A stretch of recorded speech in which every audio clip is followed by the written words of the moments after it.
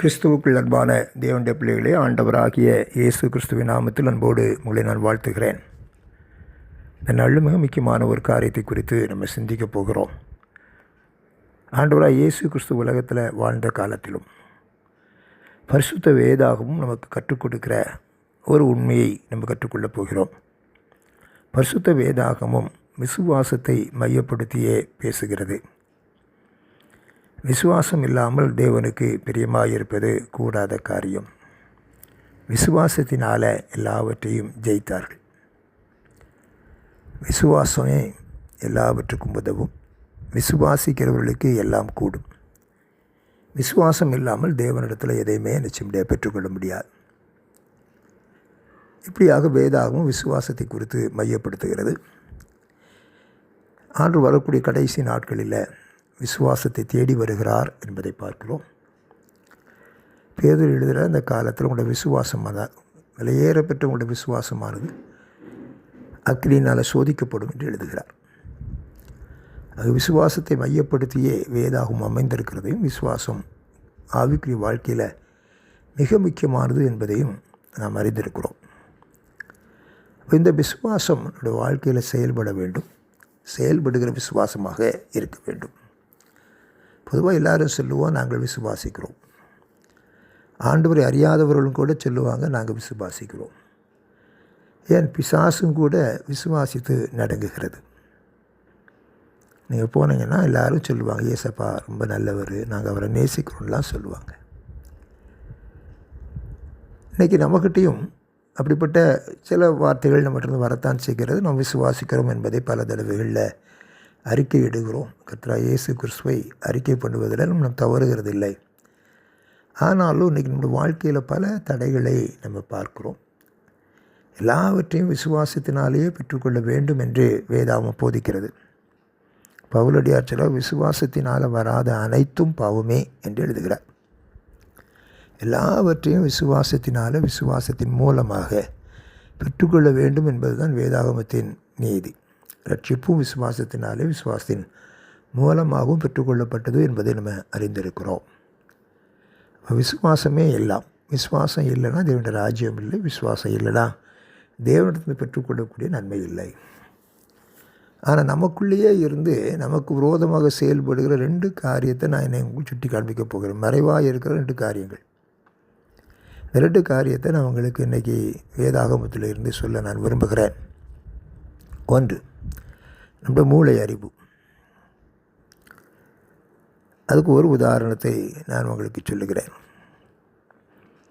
அதாவது ஆண்டவர் நேரடியாக தர விரும்புகிறார். ஆனால் அதை பெற்றுக்கொள்வதற்கு நம்ம தடையாக பல வேளைகளில் மாறிவிடுகிறோம். ஆபிரகாமை கர்த்தர் அழைக்கிறார். ஆபிரகாமுக்கு தரிசனமாகிறார். ஆபிரகாமோடு கர்த்தர் பேசுகிறார். ஆபிரகாம் அவரை பின்பற்றி போய்கொண்டே இருக்கிறார்.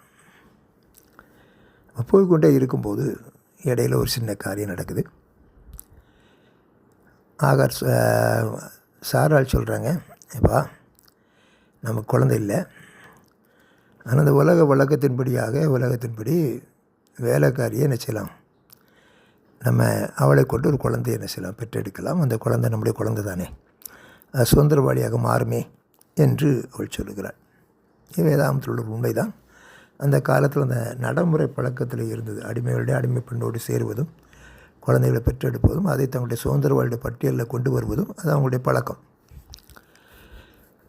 அப்போ அதை சொன்ன உடனே ஆபிரகாமுக்கு அது சரியாகப்படுகிறது. ஒரு ஆகாரை கூட சேர்த்து கொள்ளுகிறான். ஒரு அழகான மகனை பெற்றெடுக்கிறான். அவன் தான் இஸ்மவேல். ஆனால் ஆண்டவர் வாக்குத்தத்தம் பண்ண ஈசாக்கு பின்னால் வர்றார். வேதாவும் ஈசாக்கை சுதந்திரவாளி என்று சொல்லுகிறது, இஸ்மவேலை சுதந்திரவாளின்னு சொல்லலை. ஆனால் உலக வழக்கத்தின்படியாக சொன்னால் இன்றைக்கி இஸ்மவேல் தான் மூத்த பிள்ளை, அவன் தான் சுதந்திரவாளி. இன்றைக்கி அந்த பிரச்சனை தான் இன்றைக்கி அது நடந்துக்கிட்டு இருக்குது. மேற்காசியாவில் அதோடு தான் நடந்துக்கிட்டே இருக்குது. இஸ்ரவேலுக்கும் அரபு தேசங்களுக்குள்ள பிரச்சனைக்கு காரணமே அதுதான். எருசலேமை யார் சொந்தம் கொண்டாடுவது, எருசலேமின் எல்லைகளை யார் சொந்தம் கொண்டாடுவது, இஸ்ரவேல் யாருக்குள்ளது அப்படிங்கிறதுல போட்டி போட்டுட்ருக்குறாங்க. அந்த பிரச்சனை தான் இன்றைக்கி யுத்தங்களாக மாறி பெரிய யுத்தங்களாக நடந்து கொண்டிருக்கிறதை அறிகிறீர்கள். இது அன்னைக்கு அறிவை பயன்படுத்தினதுனால வந்த விளைவு. தேவனுடைய வார்த்தைக்கு விசுவாசத்திற்கு நிற்காமல் மாறி போனதுனால ஒரு விளைவை நம்ம பார்க்குறோம். ரெண்டாவது காரியம் என்ன? அப்போது விசுவாசம் மனுஷன் அறிவை கொண்டு என்ன செய்ய முடியாது.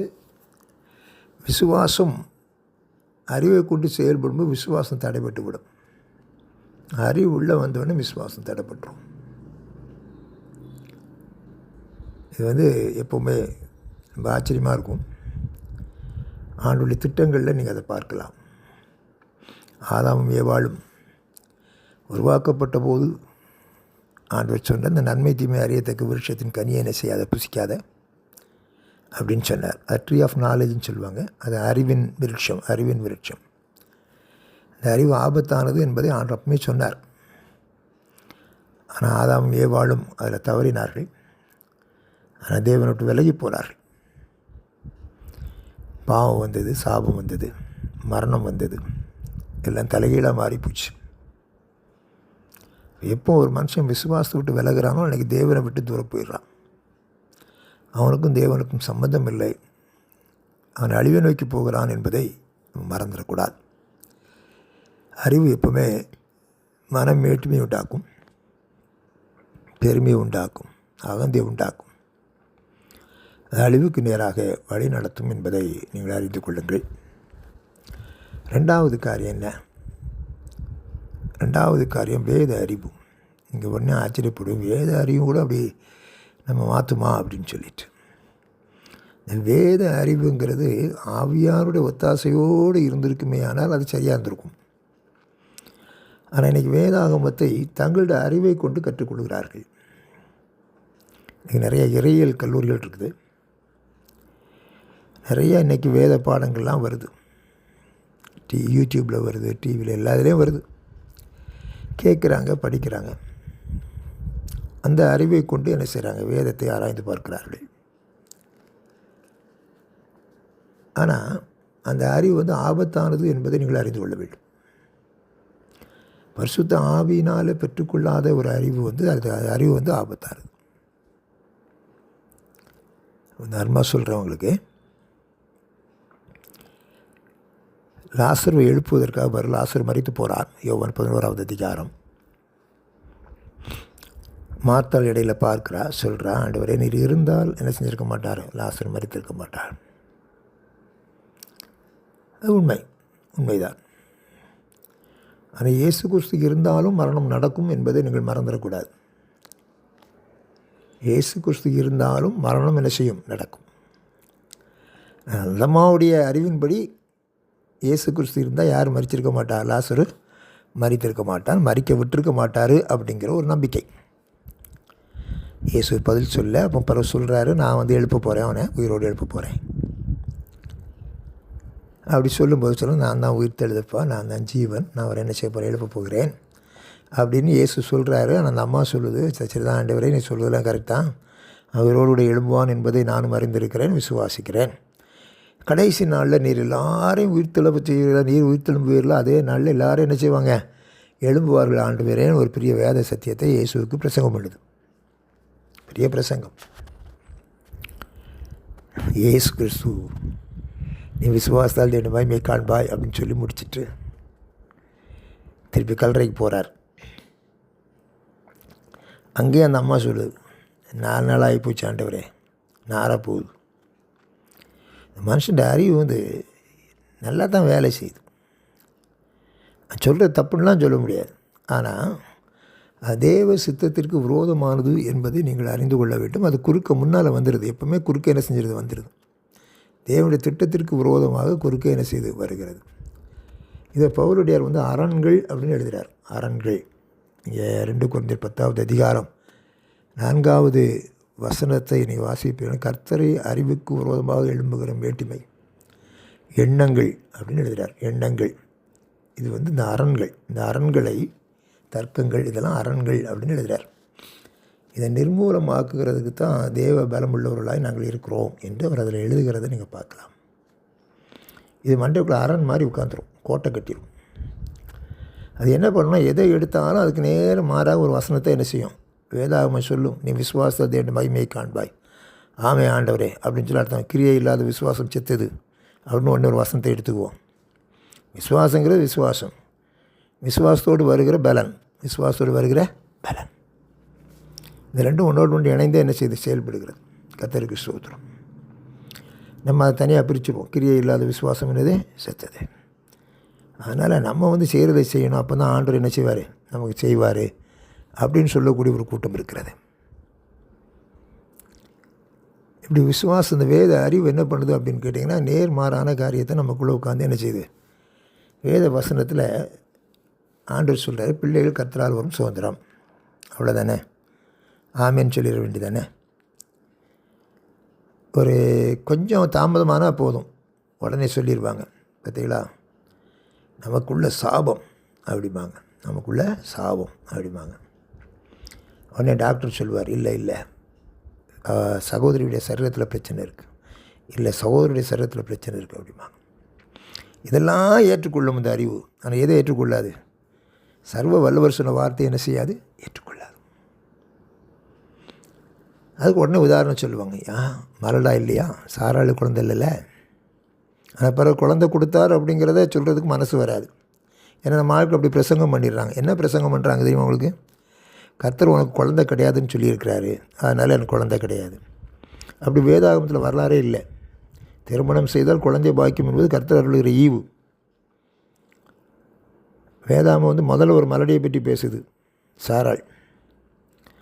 இங்கே பின்னால் வரும்போது சகரியாவை பற்றியும் பேசுது. சகரியாவுடைய வாழ்க்கையில் அவனுடைய மனைவி எலிசபெத்தை பற்றியும் பேசுது. எலிசபெத் மலடியாக இருந்தாலும் இருக்கும்.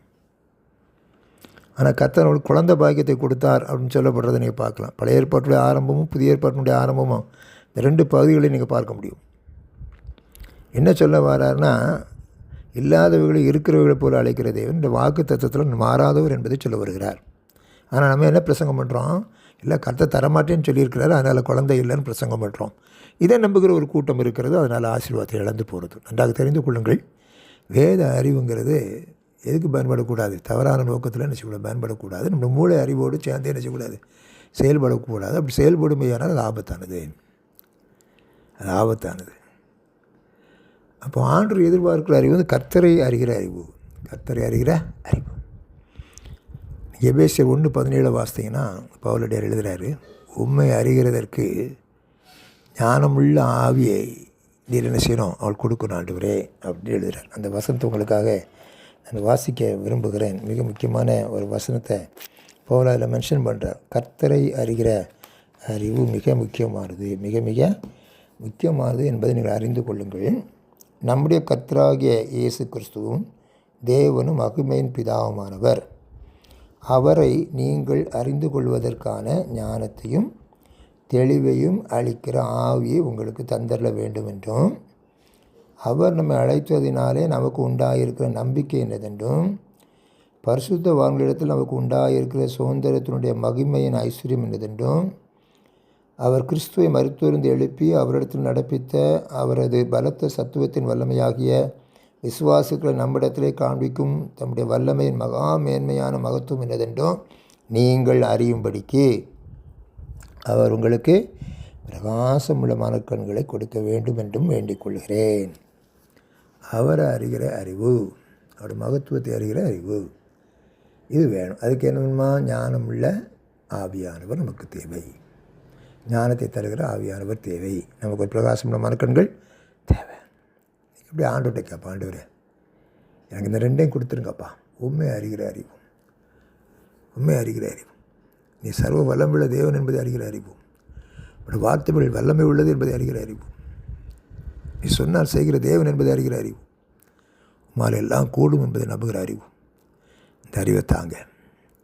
விசுவாசத்தினால் நம்முடைய ராஜ்யத்தில் வந்து சேரும். விசுவாசத்தினால் நம்மிடத்தில் பெற்றுக்கொள்ள வேண்டிய எல்லா நன்மைகளும் பெற்றுக்கொள்வதற்கு எங்களுக்கு நீங்கள் உதவி செய்யுங்க. அப்படி கிருபைகளை தாங்க. ஆமேன், ஆமேன்.